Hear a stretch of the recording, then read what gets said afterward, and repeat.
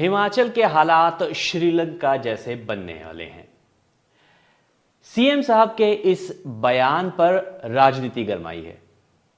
राजनीति बहुत सारी बातों पर और भी गरमाई हुई है। इन सब का जो कह लीजिए तथ्यों के आधार पर जो समीकरण है किस तरह बनेंगे और क्या बैठेंगे, और उसके बाद उनका एक और बयान आता है कि हिमाचल के लिए सख्त फैसले लिए जाएंगे। इन सब पे जो है अब चर्चा का जो है समय आया है।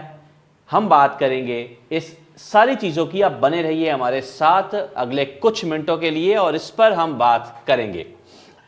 सबसे पहले बात करते हैं श्रीलंका के हालातों की। देखिए, श्रीलंका में भी शुरुआत जो थी वो फ्रीबी से शुरू हुई थी, यानी कि मुफ्त की सुविधाएं जो थी वहां बंटनी शुरू हुई थी कुछ सालों पहले। उसके बाद जो है एक समय आ गया जब खजाना खाली हो गया। तो अगर यह बयान आया है कि श्रीलंका के हालात बनने वाले हैं, तो सबसे पहले इसमें कल्प्रिट कौन है, दोषी कौन है, इस पर बात करनी बहुत जरूरी है, क्योंकि 10 गारंटियां लेकर कांग्रेस सत्ता में आई। इसमें मुफ्त गारंटियां थी, मुफ्त बिजली, मुफ्त बहुत सारी ऐसी चीजें जो कहीं ना कहीं जो है समीकरण बिगाड़ सकते हैं हिमाचल के। उसके लिए तैयारियां चल रही हैं, मीटिंग हो रही हैं, बहुत सारी सब कमेटियां बन गई। महिलाओं को जो है 1500 रुपये भी देना है, बिजली जो है वो भी फ्री करनी है, 300 यूनिट फ्री करने हैं। तो अगर ये बयान आता है तो कहीं ना कहीं सीएम सुक्खू अंदर से तो डरे हुए हैं कि ये जो 10 गारंटियां बोल तो दी गई हैं, इसको पूरा कैसे किया जाए। क्योंकि जब उनको सीएम बनाया जाना था तभी मीडिया ने कहा था कि हिमाचल का सीएम बनना इन 10 गारंटियों के आधार पर कांटों का ताज है। तो वो जो कांटे हैं वो कहीं ना कहीं अब चुभने लगे हैं, कहीं ना कहीं ये अंदर से लगने लगा है कि ये 10 गारंटियां कैसे पूरी होंगी। तो इसी कह लीजिए खीज में, इसी चीजों के अंदर जो है ये बयान आता है कि हिमाचल के हालात जो है वो श्रीलंका जैसे होने वाले हैं। कहीं ना कहीं ये एक दूरअंदेशी है जो अभी से अगर रोक दी गई, कंट्रोल कर ली गई तो अच्छा होगा। लेकिन अगर इन गारंटियों को पूरा करने की जिद जो है सरकार की और लोगों की बनी रही तो हालात जो है वो 5 साल बाद खराब होंगे। ये अभी से मुख्यमंत्री साहब को दिखना शुरू हो गया, तभी ये बयान आया, तभी उन्होंने कहा है कि श्रीलंका जैसे हालात होने वाले, क्योंकि लोन है सर पे, कर्ज है और ऊपर से खर्चों के लिए और कर्ज लेना पड़ रहा है। आमदनी अठन्नी भी नहीं और खर्चा जो है वो 1.5 रुपया से भी ऊपर जा रहा है।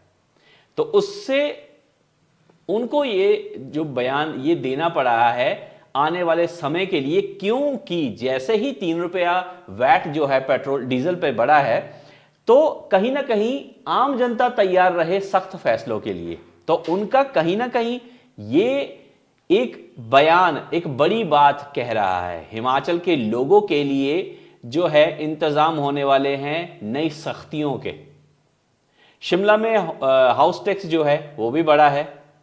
अब जहां पानी है वहां बिल बढ़ेंगे। 300 यूनिट जो है बिजली कहीं ना कहीं प्रबंध कर दी जाएगी फ्री देने की, लेकिन उसके एवज में आपकी जेब से कौन सा नया टैक्स जो है वो निकाल लिया जाएगा, उसके लिए आप तैयार रहिए। ये जो खुशियां हैं चेहरे पर ओपीएस मिलने की, ये धूमिल हो सकती है, क्योंकि जब आम जनता के ऊपर ये एक्स्ट्रा टैक्स जो है वो कहीं ना कहीं लगा दिया जाएगा, तब ये ओपीएस जो है इसका जिन जो है सबके सर पे चढ़ के जो है वो नाचने वाला है। फिलहाल मैं राजनीति में आगे बता दूं कि कल शाम को सीएम सुक्खू जो हैं वो ऊना गए थे। आज एक शादी में शामिल होना है उनको और उनके बाद शाम को दिल्ली जाएंगे। और दिल्ली जाकर वैसे तो उनकी बहुत सारी चीज़ें हैं जो प्लान्ड है, बहुत सारे लोगों से जो है उनको मिलना है, लेकिन एक अच्छी चीज़ जो है उसकी खबर ये है कि वहां जाकर हिमाचल निकेतन का जो वो है वो शिलान्यास करने वाला है। हिमाचल निकेतन जो है वो दिल्ली के द्वारका में बनने वाला 5 मंजिला एक भवन है जिसका शिलान्यास होना है। और अच्छी बात यह है कि राजधानी दिल्ली में जो हिमाचली बच्चे जो है वो जाकर पढ़ते हैं, वहाँ वो जो निकेतन में जाके वो रह सकते हैं, कुछ दिनों के लिए ठहरने की सुविधा जो है वहाँ उनको मिलेगी। 2 साल में ये भवन बनेगा और अगर मैं इसकी डिटेल में जाऊँ तो 2 वीवीआईपी सेट, क्योंकि यहाँ से जो नेता लोग अगर कहीं वहाँ जाकर ठहरना चाहें तो वो ठहर सकते हैं। उसके अलावा 40 आम कमरे बनेंगे और टोटल जो है कुल 81 कमरों का जो भवन बनेगा, जिनमें जो मैंने जैसे पहले बताया है कि बच्चे जो वहाँ पे छात्र जो हैं वहाँ पे पढ़ने जाएंगे दिल्ली, तो वो कुछ देर के लिए वहाँ रुक सकते हैं। और एक बड़ा भवन होने वाला है, 2 साल में जो है इसकी जो पूरे होने की उम्मीद कह रहे हैं हो जाएगी और लगभग 20 करोड़ के आसपास ये भवन जो है बनेगा। इसका उद्घाटन ये कल जो है मुख्यमंत्री साहब करेंगे। उसके बाद गोवा जाने का प्लान है और गोवा के बाद उनको त्रिपुरा भी जाने का जो है उनका प्लान है, वो परसों या उसके बाद अगले दिन जाएंगे और वहाँ पे उनको जो है प्रचार करना है, क्योंकि पार्टी ने उनको स्टार प्रचारक बनाया है। और क्यों ना हो, क्योंकि मुख्यमंत्री जो हैं हिमाचल के हैं और हिमाचल जो है एक अच्छी बड़ी स्टेट है, तो उसके लिए उनको स्टार प्रचारक बनाया है। अब वो जो फॉर्मूला जो है बताएंगे हिमाचल में सरकार बनने का, किस तरह सरकार बनी, जीती और क्या स्ट्रेटजी रही जो है चुनाव में, तो वो सब लेकर वो वहाँ पहुँचेंगे और वहाँ पे जो है अपनी इस सारे जो है खाके को वहाँ बदलेंगे उन चुनावों में। तो इसके साथ साथ जब कल सुक्खू जो हैं अपने पैतृक गांव पहुंचे थे, वहाँ पर भी जो उनका अच्छे से वहाँ स्वागत हुआ और जगह जगह पर उनका स्वागत हुआ है। उसके साथ वो अपने कुल देवता के दर्शन को भी गए और उनकी माता जी ने जब वो घर पहुंचे तो उनकी आरती उतारी। एक बड़ी बात होती है, देखिए एक आम आदमी से विधायक बनना, विधायक से सीएम बनना एक लंबा सफ़र और इसमें एक बहुत मेहनत की बात है, तो परिवार को खुशी होती है। तो इन सबके बीच जब वहाँ पहुँचे हैं तो उन्होंने बहुत सारे बयानबाजी भी की है। उन बयानबाजी को लेकर जो है 2 दिनों में बहुत सारी हलचल मची है और लोग जो है वो भी बातें कर रहे हैं कि ये क्या फैसले होंगे। तो मैंने यही आपको पहले ही बताया है कि कुछ एक टैक्सेस की तैयारी चल रही है, लिहाजा जो है सबसे बड़ी बात ये रहेगी कि अगर वहाँ पे अगर आप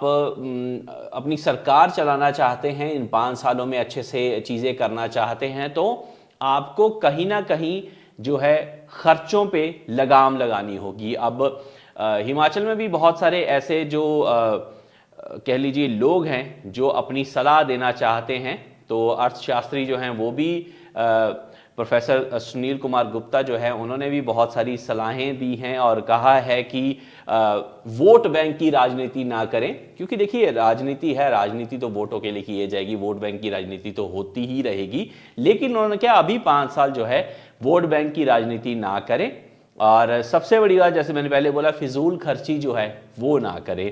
अब फिजूल खर्ची के लिए बहुत सारी मीटिंगें पहले भी की हैं सीएम सुक्खू ने और बहुत सारे अपने विधायकों को और सीपीएसएस को और बाकी लोगों को भी ये सलाह दी है कि फिजूल खर्ची रोकी जाए। इसके लिए मीटिंग हुई हैं और इलेक्ट्रिक वाहन जो है उनके लिए जो है परिवहन विभाग को 4 मिल गए हैं और बहुत सारे अभी धीरे धीरे जो है विभाग को मिलेंगे। और उसमें क्या होगा कि फिजूल खर्ची जो पेट्रोल डीजल इन सब के ऊपर होती थी वो कहीं ना कहीं अंकुश लगेगा, क्योंकि बैटरी से चलने वाली गाड़ियां हैं और उससे जो है काफ़ी खर्चा कम होगा। इसके अलावा अब कल ही एक खबर आई थी कि शिमला में भी जो है डिमिंग लाइट लगने वाली है, वहाँ जो है जब अंधेरा होगा तभी ये लाइट जलेगी, उसके बाद ये है लाइट डिम होते होते होते बंद हो जाएगी, तो उससे जो है बिजली की काफ़ी कटौती होगी, खर्चा कम होगा।